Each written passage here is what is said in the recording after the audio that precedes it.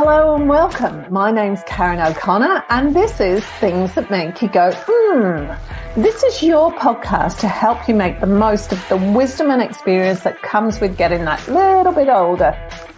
Let's get right into it. Hello and welcome. Today I'm here with Donna Arnold. Donna was recently informed that you've been living with undiagnosed PTSD and depression caused by multiple traumas from when you were younger. I don't want to go into that story too much right now because I want to drag it out of you. Do you know? Oh, no. All right then. Talk about it. So welcome. And Thank you. We were talking on the phone, your background story, but what you do now and the causes of what you do now are really incredible. So talk to me about, first of all, what you do and then why you're doing it, I think is the best way to all right. So it's just, I had an epiphany. So it's basically only the last couple of years that I was diagnosed with this undiagnosed PTSD and depression. No idea. I just thought, life, you just do it. That's the way it was. So it was going through the last couple of years and doing meditations and self-help and all that sort of thing. I just got to a point where I thought the path, the journey that I'm going on is such an alternative type path. I just thought, I wish I knew this when I was 15. And that just kept going around and around in my head. I wish I knew this. And then all of a sudden, epiphany, probably I was reading a book by Carrie Green, She Means Business. And she talked about in her younger days where she had this little wish jar, she called it, or her father called it, and he encouraged her, he was very open to all this, encouraged her to write down all her little dreams and put them in the jar and pull them out and read them every day. And what it does, it actually puts you in that happy place. With what I went through back as a young person, it was a case of, I wish I had something like that to put me in a happy place, because I honestly believe it would actually have steered me in a slightly different direction. I'm not saying it's going to heal, it would have healed me, but it would have put me in a different place, helped me to heal myself a lot quicker, a lot earlier, instead of at the age of 50 and now 60. But yeah, so it's a case of what I decided to do is create this little kit that for young people around that same age, that's what I was focusing on, is to use and experiment with this little kit and different tools to see what helps them. Because the way I see it, ultimately, we all have 24 hours in a day. So yes, and as teenagers, they go through, life is devastating, no matter what level of trauma they're going through, or even if it's just a little heartache or boyfriend's left them, the world is falling apart. So if they had this little kit, this idea to go to, they could actually then focus on not delving and focusing on their trauma and what's been happening to them. They could have some time spent in just some happy moments.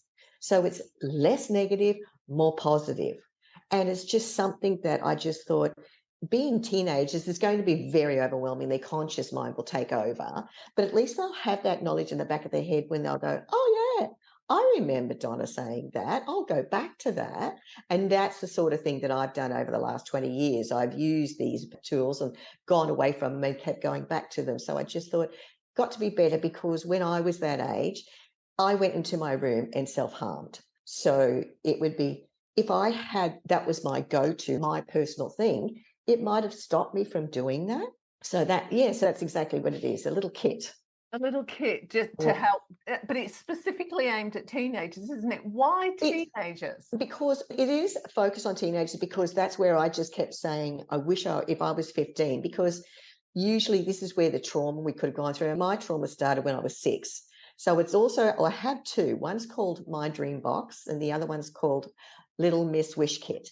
So they're slightly different, but one's for the younger age, basically 6 to 12 sort of thing, and then 13 to 18. But the same thing can be used for adults, but I just targeted because I was thinking of what I went through. So that's why I focused on, that's when the girls, even boys, that's when the kids realize everything is on top of them, and it just keeps building. And if they have one moment, if lots of little ones come along, it just compounds. So they need to know that there's something they can do to help themselves, or I look at it, probably teenagers, they don't realize they need help. So it's just a fun thing as well. So they can use it more as a lot of adults use them, just use them to have them there. And it's just, I don't know, it's a tool, it's a comfort thing. It just gives you that focus to stay away. It's all it is about, bringing some happiness in the heart. And of course, my dream box is all about everybody has their own dreams and goals. No matter who they are, what they've done, where they live, whatever, they all have their own dreams and goals.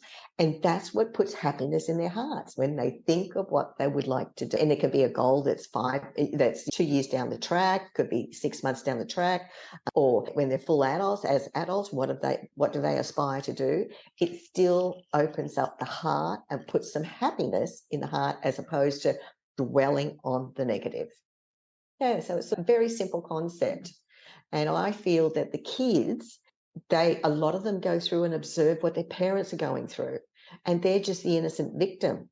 I know that I've seen a few websites that people are opening up now, but myself as a young person, I understand my parents were going through a lot, but it was a case of my brothers, my siblings and I were overlooked. So we just had to deal with what life threw out at us.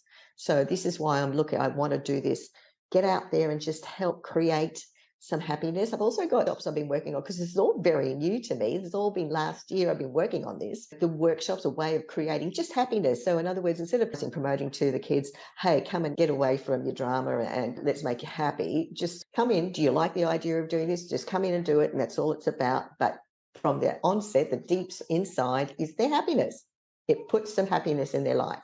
So it's just, I have this thing that kids need to know about this. Too many get overlooked because the mother's being physically abused or whatever. And there's so many different elements within, especially the domestic violence point of view. Yeah.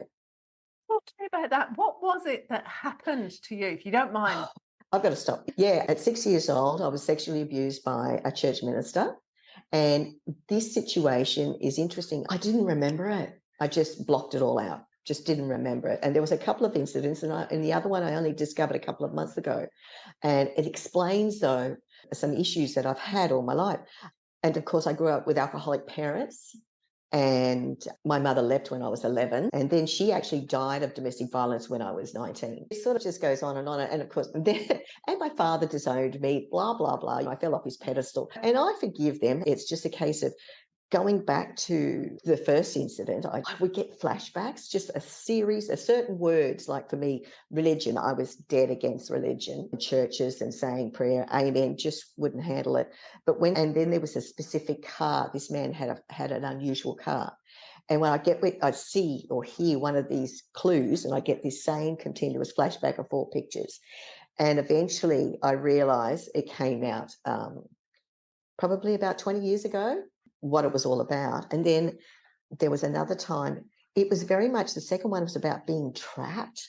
We went, and I was blown away the way it came out. I've got 4 grandsons, 1 granddaughter, and of course I don't go and watch them play football. My sons, I had to go there, and I was just very nervous always at a football game, always. Don't like it, can't do it. I just couldn't watch them. And I realised what it was is my father was in the Navy, and we went to the Navy versus somebody else football match. The men were playing, and this particular minister was taking me to get an ice cream or a drink or something. But what he did was, he didn't take me to the shop or the canteen or wherever it was, the stand where they had drinks or whatever, and back again where my mother was. He took me around the car park and around. So I was 6 years old. I had no idea where I was. And of course, if my parents say, stay with someone, say, you stay, you don't run off. So he took me in between cars, and I see myself standing at the back of a car saying no, because I had the strength to do that. And I could hear men, when they play football, bodies, and I could hear their bodies. So they weren't far away, but because I was disoriented of where I was and told not to go anywhere, I was in this fear of being trapped, constantly being trapped. So this is where it's come from. I've realized now, and I told my children just past Christmas, why I couldn't watch their children play. But anyway, yes, it was a case of I now know why I didn't want to go to football games. Such a little thing that sort of created an issue 50 years down the track. Or my oldest grandson is 17 now, so 20 years down the track, I haven't been able to go and watch him play. So what brought up this memory? How did that come Oh, up? I went to I go to a psychologist. I visit her a lot, so that's what I've been doing. And she uses a program which I think is absolutely brilliant. It's called EMDR, eye movement, or EMDR. Yeah, it is EMDR, eye movement. I can never remember the initials. But what it is, it came out, it was actually introduced by a psychologist in Afghanistan when the guys come back from Afghanistan. So basically focus on this instant PTSD. And 70%, they had a very good success rate with it. So my psychologist decided this is what we're going to try for you, because she saw it as repetitive undiagnosed trauma over through my life with all the different instances. So it's amazing. I love it, because I just said to her, I'm not coming here to sit and talk. I wanted to do hypnotherapy, happy to do that, happy to try anything. So we do this EMDR, I think eye movement, something or other. Anyway, and it does, you think of a happy place. I think you do. And then you think of the sad place, and some pain comes out in your body, be it physical or be it emotional. And it's amazing. And then she goes, how are you feeling? Which she stops it. Because what they do is they set up a system where she's got headsets, and I have little vibration pads in my palms, and I have a eye cover, and she has this going, and I hear this with the vibration of each palm. I hear this boop, boop, boop, boop, boop. And in the meantime, I'm thinking of whatever the issue it is I want to clear. And we go through the process. And I am amazed at how much better I feel after talking about a particular issue. And it's usually about, why do I do this? Why do I do that? And that's what we do over the last 2 years with the session. We do this, and it clears it. It's just amazing. Or it gives me an idea of what's happening and why am I doing it. It's great. It just breaks down, and it's all natural. It's just wonderful. So that's where that sort of came from. And that's what I said to her. I couldn't understand why I couldn't go to football games, and why I was very nervous when I was forced to watch my sons go to football. And that's what she said. She said it was, we'll just do this session, and then I come out of it and I thought, oh my God, got all this memory coming back to me. And of course, it clears that emotion. It's amazing. Which is what I believe in past life therapy. It does the same thing in hypnotherapy. Once you bring it to reality, it breaks the emotion from that. So it seems, with the tears, it seems like I need to do some more work on that. Present to it. It's because it's a big thing. Yes. Was there other things? Was Yeah. that just a one-off incident, or were there other things? No. The first one is and the reason why I didn't like it, so at that stage, at 6 years old, my parents we attended church and whatever, and they were very good, because my father was in the Navy. So this is the naval base down in Melbourne. And so what happens is he was very good friends with the minister. So basically, I don't know why, but it was a case of I was allowed to stay back with the minister while he tidied up, and then he was going to bring me home. That's when it happened. And of course, one of the visions that I had all the time is when I was triggered by seeing this unusual car, I was sitting in his car, and we're driving home, and he was there, and my head was down. I was feeling so embarrassed, so emotional. I knew my brothers were not with me. I sensed they weren't with me, but I just had this same vision. And then flashbacks. And his car was a very unusual. I knew it was a Volkswagen brand, but I didn't know it wasn't a VW. It was actually, thanks to the internet about 10 years or so ago, I said, it's a 1966 VW. Googled that and come up with, I think they're called Brewbakers or Carmen Gears or something like that. Very unusual sort of car. I said, that's it. It was just little bits and pieces, so I knew what he had done, and it was at the church while it was just him and me. Then my father being in the back, we'd only just been in Melbourne for a short period of time, and of course when they get transferred, they usually stay for a couple of years. We left Melbourne, he got us, the family, out of there, and we went back to Sydney. We lived in my grandparents' house for 3 months until the Navy found a house for us. Yeah, there were I remember my mother pulling me up and saying, did he touch you? And I said, yeah. And he said, where? And I remember pointing down. So it's just little bits and pieces that on that I knew that man, yeah, he's the reason why there was so much issues that followed on from that particular point.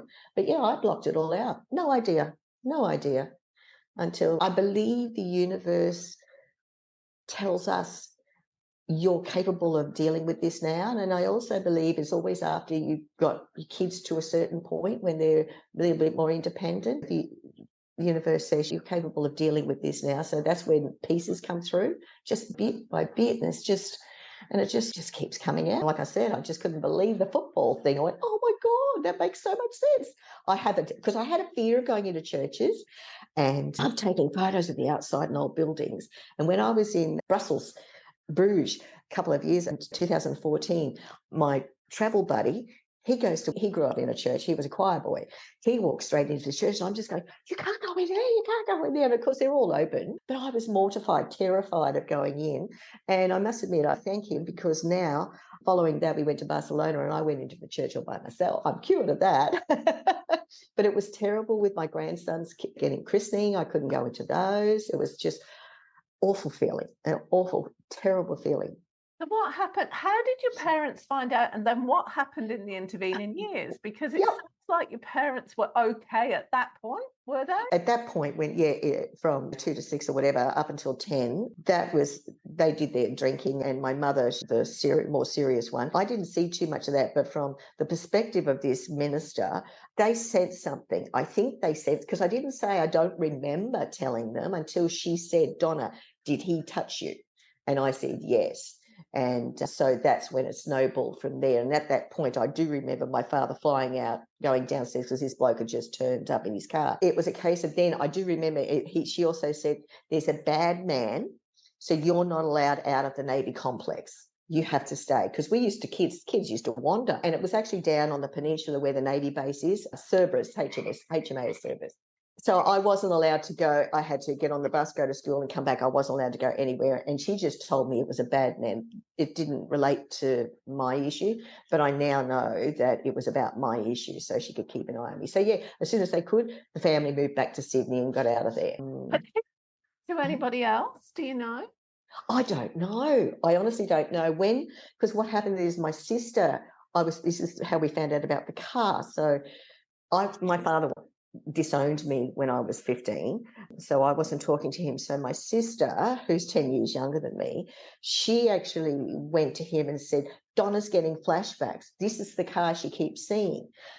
What they spoke about, what my father would reveal, I don't know, but I just tend to think my father chose not to talk about it, chose to block it off. I don't know, because he's an alcoholic as well. He's a Vietnam vet. He went to Vietnam twice. And at his funeral, the funeral director used to be ex-serviceman, and he saw my father's record, and he said my father was actually, he came over to me and said, your father was amazing from military point of view. He was like today's SAS. And I went, oh, really? He said they didn't call him that back then. He said, but he could do things nobody else could do. But yeah, he has been an alcoholic all his life. Yeah, so I don't know what he remembered, what he knew, but nothing came of it, for the fact that when my sister said that I was getting flashbacks. So I don't know. The man died when he was 45, so he didn't live a very long life.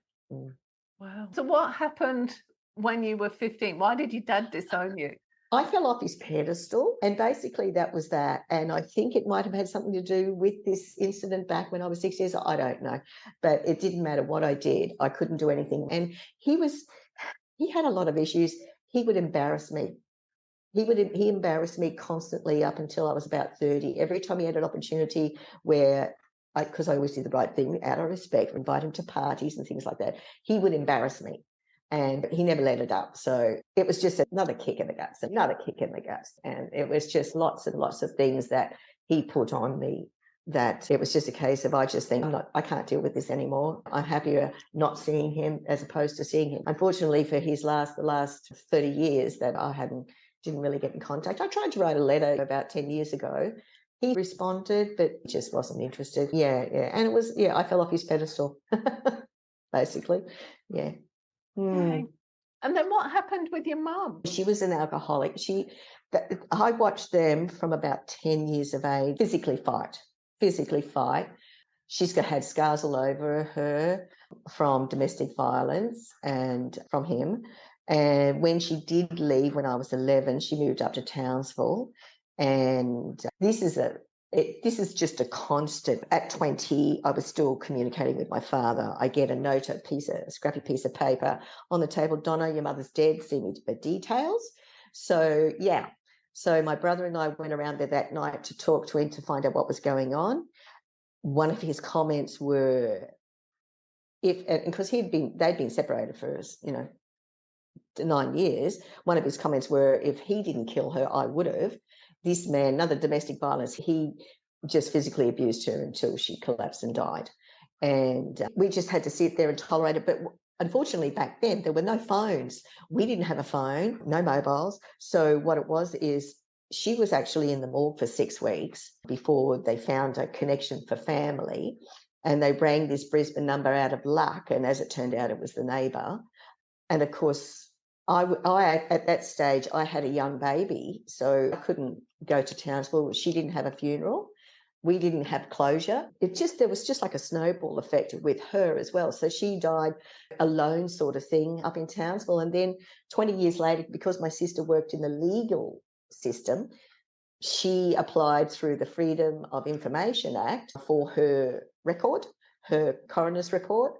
That was awful. She had, what I remember now, because that was a long time ago, she had bruising of the heart. One of the things, she had a ruptured spleen. She died from bruising of the heart. There was also bruising of the heart from a previous assault as well.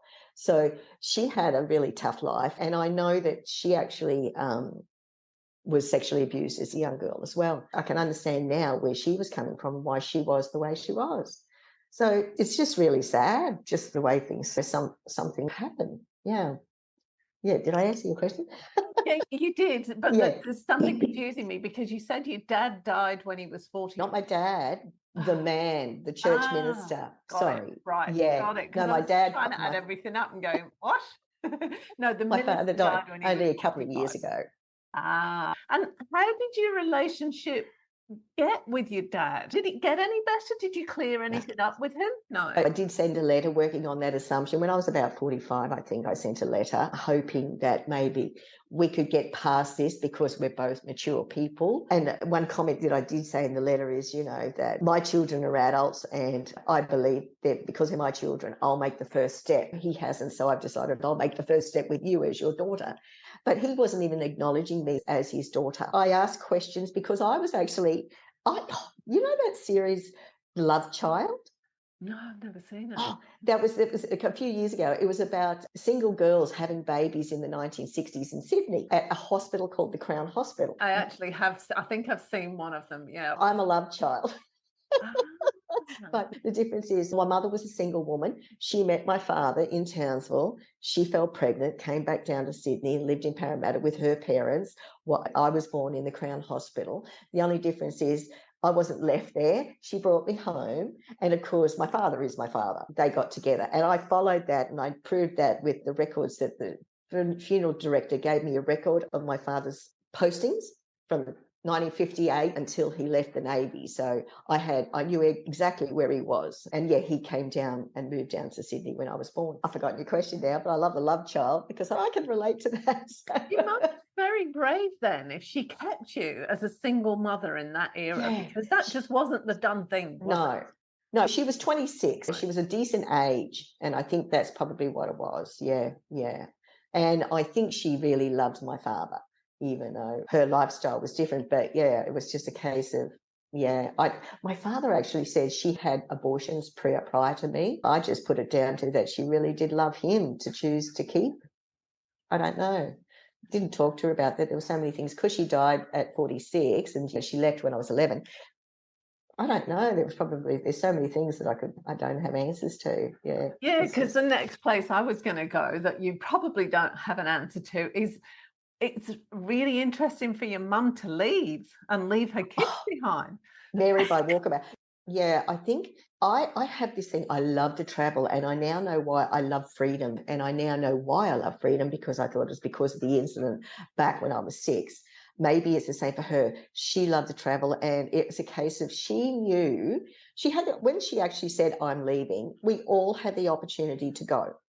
But because she was an alcoholic, she would wander, Mary on walkabout, she would wander for days, and us kids, and we were only 10, 9, and 7, we would walk. So she would only hang around, because we lived at Brackenridge, so she would only hang around at the pubs at Sandgate and Brighton, always. So we would go there at lunchtime, and we would still be there at 10 o'clock. Yeah, we'll go home. Yeah, we'll go home. Yeah, we'll go home. And then what she would do, her and her friends would then go to someone's house, not home. So us as kids, in the end, we'd stay the night because it's dark. But the next day, yeah, we go home. Yeah, we go home. Yeah, we go home. And in the end, we just said, we're just going home. So we would walk at kids under 10 from Sandgate or Brighton to home and break into the house. So How far is that? to drive it, it's probably 20 minutes. So it took us a couple of hours. Never worried us about concerns. Never worried them, because we used to wander, just wander. And in Sydney, we lived at Maroubra, and we would wander down to Malabar, and then we would wander up to Bondi. We just wandered. Yeah, it was just one of those things. So yeah, so she came when she was leaving. She said, I'm leaving. I'm not coming back this time, because she would go for days and come back and go for days and come back. She said, I'm leaving. And of course, my 2 brothers said, can I go? So yeah, she had a baby 6 months old at that stage, and she asked me if I wanted to go. I said, no, I just want peace and quiet. My father was stable. He was working. He was in the Navy, so he was working not on the ships this time, in the dockyard. And I said, no, I wanted peace and quiet and stability. So I stayed. And then something else, because my sister was only 6 months old at the time, coincidentally, she stayed in a house across the road from my auntie's place, and they saw my mother pulling the baby up the stairs, and the baby fell out of the pram down the stairs. So Heather was probably, shouldn't say name. Anyway, so she was probably about 7 months old. Because it was my father's sister, they got onto him. This sort of made me cry. I don't know why I cry with this. I was standing out in the front yard playing with the hose my father drove in, and he got out of the car with my baby sister. Makes me cry. It's a happy moment, but it makes me cry. So from there till I was 16, I actually had a lot to do with come home from school, bath my sister, get her from the neighbours, and make sure everything was clean and tidy, feed the dog, whatever, pick up some stuff from the shops until my father came home. He cooked dinner. And that would happen for those 5 or 6 years, while in between housekeepers, because housekeepers would come and go. So I was the fill-in from 11 years age. I had a lot of responsibility then. God, I don't know why. It's a happy moment. Yeah, it always makes me cry. Yeah. Feel relief. What was your experience of that moment? Probably relief, yeah. I always wanted a sister, even though we knew, even though it was a case of there was going to be such a big age gap and it was never going to work. But I think it was the fact that she was home, because I just didn't like, I must admit, when my sister was born, she was born 6 weeks preemie, because my mother drank through the pregnancy. And at that stage, they asked me if I wanted to go up to the hospital to get her after the 6 weeks and bring her home from hospital. I said no, because I honestly thought my mother would actually go to the pub. And I said, no, I'm not going. So they thought I had an issue with my sister, but it was a case of, I don't even know where I was going with that now.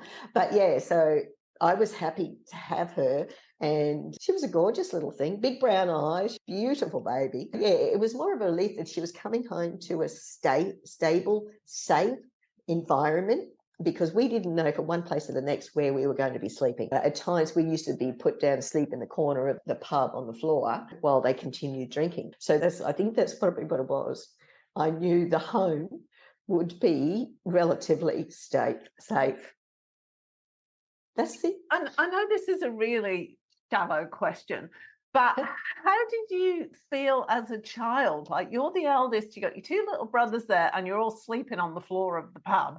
Yeah. It must have been so scary for you. No, it didn't. No, that was the funny thing. I wasn't scared. I don't think my brothers were scared. We were just cranky. We were just ticked off that we're not going home. We'd had our play. We had our fun. We're tired. We're dirty. We just want to sleep in our bed. And it didn't happen. It didn't happen. I remember one weekend when you get into grade 7 or whatever, lots of birthday parties to go to and things like that.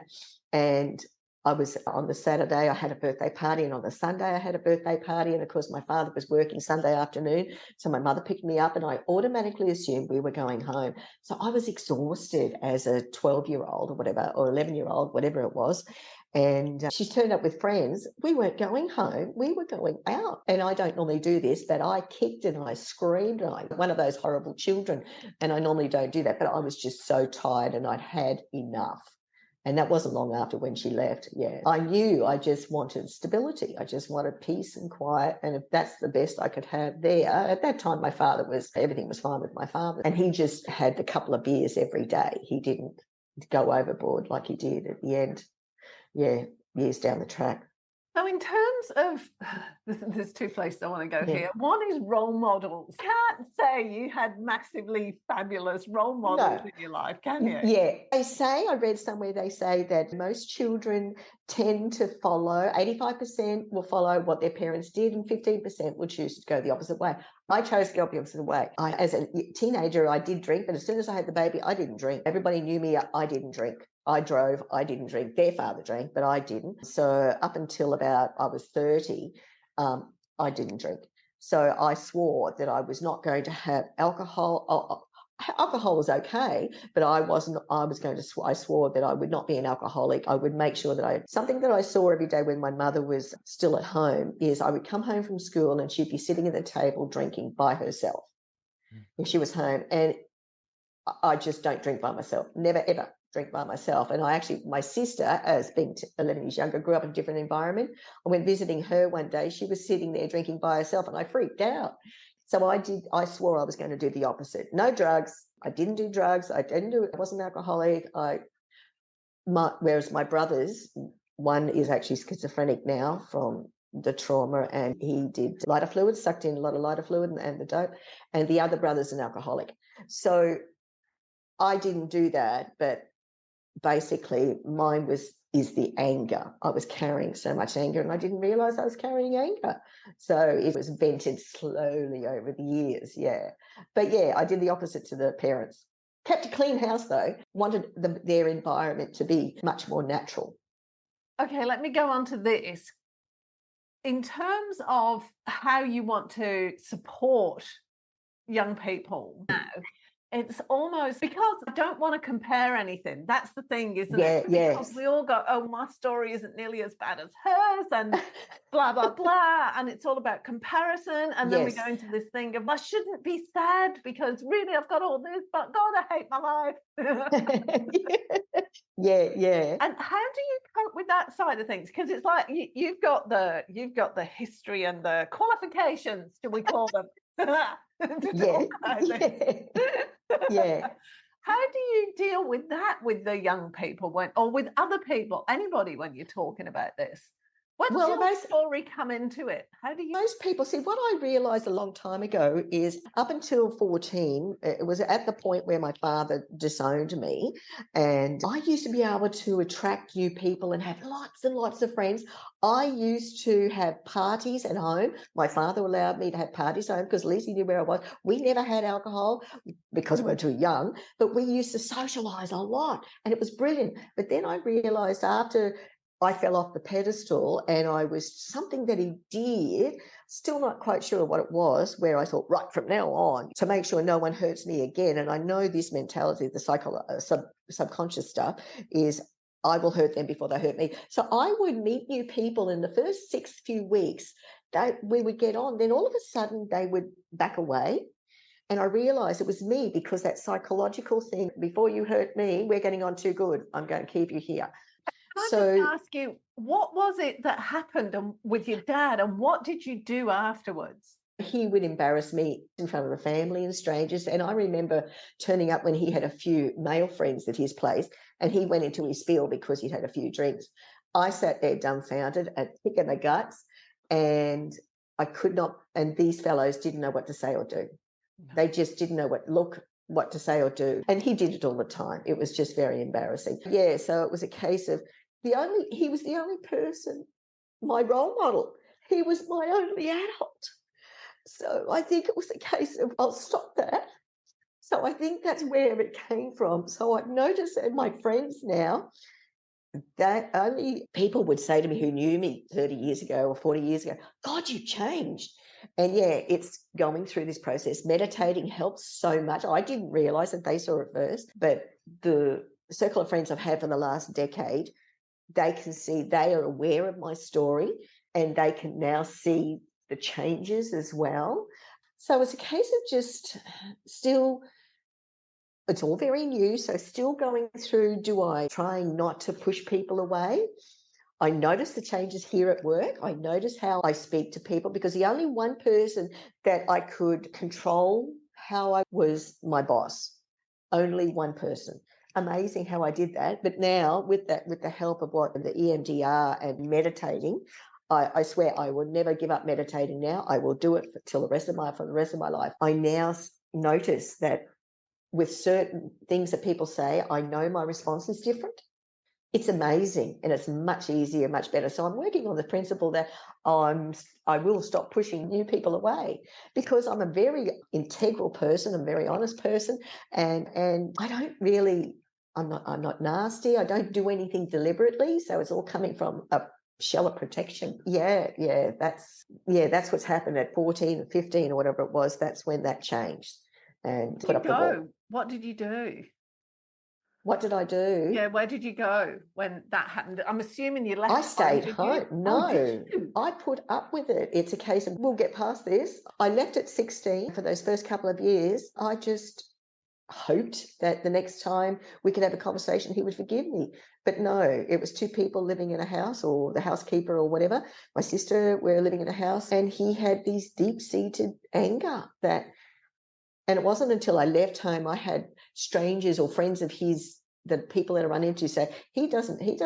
I tell him, I said, one fellow said to me, I saw your father the other day. I said, oh yeah. He said, I said to him, I saw your daughter the other day. And he said, who, Heather? And he said, no, your other one. He says, I only got one daughter. And these are the things that people would tell me. So it was always a constant bang, another kick in the guts, another kick in the guts. They don't know that. They don't realise. But so it was a case of, we just lived in the house. And until I left, he did the moral thing. I was not working. So he put a roof over my head and food in my mouth. So basically he continued playing that role, but there was no love. There was no more affection. What is it in all of your things that you do now? What is it you wish you'd known at 15? Now we've got that background story. Yeah. It puts everything more into context. Yeah, I wish, like I said, my little kit is just a lot of alternative tools, things, affirmation cards, self-love cards, because I didn't love myself. I hoped it was the man. If from psychologically it was a case of, if there was a man who loved me, I'm lovable. So over these last couple of years, I realised I love me. I'm a wonderful person. So it's a case of, I just wish that I had access to the self-help alternative therapies, things like that, so I could go to that and learn and understand that I am a decent person and I am a lovable person and I love me, because that's where the self-harm came into play. I was deliberately hurting myself because I wasn't worthy, I wasn't deserving back to that age. And that's why I think this is where my dream box helps. This thing I've created and the workshops I've created, they'll learn to put some love in their heart, and it's up to them to take the steps, of course, and it's not going to create miracles or cure, but it's just something to be put in their mind. And that's what I believe. When something is said, it sticks. If it's meant to stick, it'll stick. Just giving them to see there's an alternative way, because I had nobody educated me, nobody guided me to what I could do. So that's what I wish. How can people get in touch with you? I'll put up all the connections on the page that goes with the podcast. Yeah. But what is the best way for people to get, and how much of the things, where can people get them? All right, so they're online. So I pack them up myself, packaging them up myself, and it's only within Australia, unfortunately, at this point in time because of rating. But one for the older one, if they go on to mydreambox.me, It's got my story, a basic thing about my story. It's all very new. So, and it's got the My Dream box, which is for the older girl, and you'll read about it and things like that. And it'll show you pictures of the tools that are inside it, all healthy, safe. And then the other one you can go to choose a little Miss Wish kit, same sort of thing. And the My Dream box is $47, and the Little Miss Wish kit is $34, I think. Yeah, so it's a case that you place an order, and I will pack it up and send it out to you. I then offer a guide. They go into the website, and then there's a guide they can download and they can read, which gives information of every tool in there. If they know more information when they decide, oh, I like using this, let me learn more about it, there's a link, and I'll just take them away from my website to another website that I feel is trustworthy and I feel has the information that they need to learn more about that particular item. I also have on my website a guide, my dream journal. So it's a 30-day journal where they can download and they can start writing things. Also, let me show, and I carry it around with me, and I forgot about this. So I learned this from doing a Bob Proctor course. So I did that. So in the box, there's a card, my dream box. And Bob Proctor says, and this is what he did from when he was a young fellow, he wrote on the back something that he wanted to do. You write on the back, I've got on the back of the card, I've got a hand scribble on it, but on the back of the card it says, I see myself, and that person just writes. For example, I remember my granddaughter saying she wants to go to Paris to take her own photo of the Eiffel Tower. So if that's her dream, one of them, you write on the back, I see myself taking a photo of the Eiffel Tower and carrying it in a pocket, and you read it all the time. And it's just a little thing that puts a bit of love in your heart, a bit of happiness in your heart, which is what it's about. So there's lots of bits of information in that comes with the box that can help them, guide them to opening up more happiness, maybe if they really, like me, mine is travel, if they really have something that's a passion, help them go towards that. And that's what it's about. It's just finding some happiness, thinking of their awful trauma. They can't do that because I know what happens when that happens. And because my children are affected by that. The biggest thing, because my father cut off and I never got affection anymore, and that's funny, I just realized I could have given my kids hugs until the point of about 6 years old, and I couldn't hug my kids because I wasn't taught that. Yeah, it's just a case of, if their journey changes just that little bit, to give them that, show them that there's a way around through this, just stay with it. It might stop someone from being an alcoholic. It might stop someone from going down the drug road or prostitution.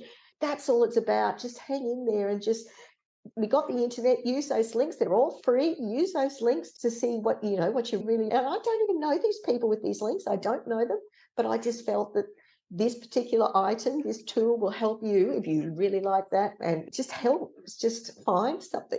Too many kids get caught. And I appreciate you being willing to be so vulnerable as well, and sharing like you have done, because I really get it's from the heart. It is, yeah. So, the workshops, everybody, I see the flavour of this year is going to be vision boards. So one of my workshops is a very simple for young people. Let's create something that you can take home to look at what you want to do, because as soon as you see your vision board, your heart lights up. It's just simple workshops that I can do it online, but I'm in the process. I'm talking to youth off the street. And also I give away what I call a little mini dream box, just so kids, just to get it out there. So kids can, this is yours to do whatever, and just give them away. So last Christmas I gave away 30 of them, I think. I packed them up between my job and gave them away. Hopefully that's one kid that'll find something that will stop from self-harming, because I didn't tell you about that bit. That's what it's about. It's about helping these kids. And I want to do these workshops to get in touch with programs, whereas I'll just come there, do the workshop free of charge, just to get these kids thinking of something else instead of the horrible stuff going around and around in their heads. Yeah. That's what it's about. Very simple. It's been absolutely wonderful. Thank you. No worries, Karen. Thank you. Told myself I wasn't going to cry, but there's some work to do. I'll have to ring my psychologist now, make another appointment. I think it's fabulous, personally, because it just shows that you're being honest and you're being authentic. Yeah. It's perfect. Yeah. Thank you so much. All right. Thanks, Karen. You have a wonderful day. You too. If you enjoyed this episode, be sure to subscribe so you're notified when a new episode is posted, and rate and review this podcast and share it with your friends, please. Thanks so much for listening, and I hope you're leaving with some great ideas that can make a difference in your everyday life. Until next time.